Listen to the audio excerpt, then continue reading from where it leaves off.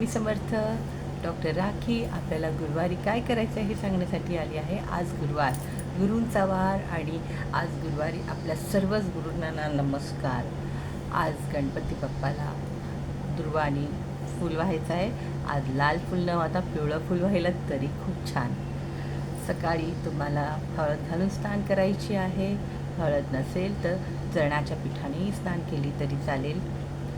उंबरठ्यावर हळद लावून लेप लावा, पिवळं स्वस्तिक काढा, घरामध्ये लादीमध्ये थोडी जर पुसत असाल तर थोडी हळद घालून पुसा. देवांना पिवळी फुलं वाहा, पिवळा प्रसाद अर्पण करा. तुम्हाला आवडेल त्याप्रमाणे तुम्ही प्रसादामध्ये करू शकता. तसेच केळी दान केलं, पण केळी खाऊ नका आणि पिवळं वस्त्र घाला. त्याच्याने शांतता राहते आणि कॉन्फिडन्स चांगला येतो. आपण एक प्रतिष्ठित असं आपल्याला फील होतं.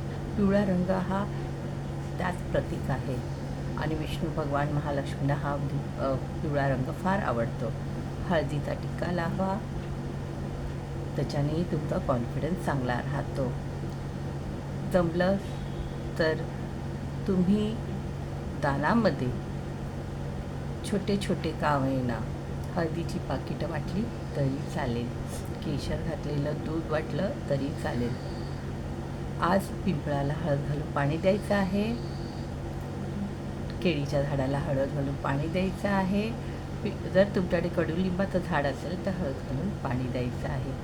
पक्ष्यांनासुद्धा चण्याची डाळ किंवा असं मुगाची डाळ तुम्ही द्या. दाणामध्ये पण तुम्ही चण्याची डाळ, मुगाची डाळ तुम्ही देऊ शकता.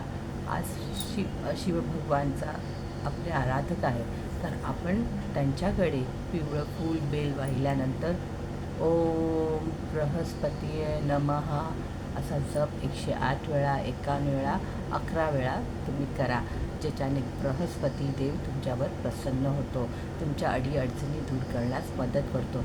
विष्णू महालक्ष्मीचा वार असल्यामुळे त्यांच्या देवळात जा, त्यांच्यासाठी पूजा करा, तुपाचा दिवा लावा, तुळशीच्या इथे तुपाचा दिवा लावा आणि तुम्हाला पिवळ्या जितक्या वस्तू आज आपल्याकडे ठेवता आले तेव्हा, जर तुमच्याकडे वस्त्र नसेल तर रुमाल तरी ठेवा किंवा छोट्याशा काही गोष्टी असतील त्या तुमच्याकडे ठेवा. तर अशा प्रकारे आजचा गुरुवार तुम्ही साजरा करा. उपास असेल तर उपास करा. आपल्या गुरुवर्जांना, गुरु आहेत त्यांना, आपले पितृ आहेत त्यांना, आपले आई वडील आहेत त्यांना, आपले शिक्षक आहेत त्यांना, हे सगळे आपले गुरु आहेत तर त्यांना प्रणाम करा आणि त्यांची सेवा करता येईल तेवढी सेवा करा. गौमातेला चारा द्या, गौमातेला नैवेद्य द्या, केळ्याच्या पानाचा वापर करा जेवणामध्ये, केमिकल मुक्त राहाल. श्री स्वामी समर्थ.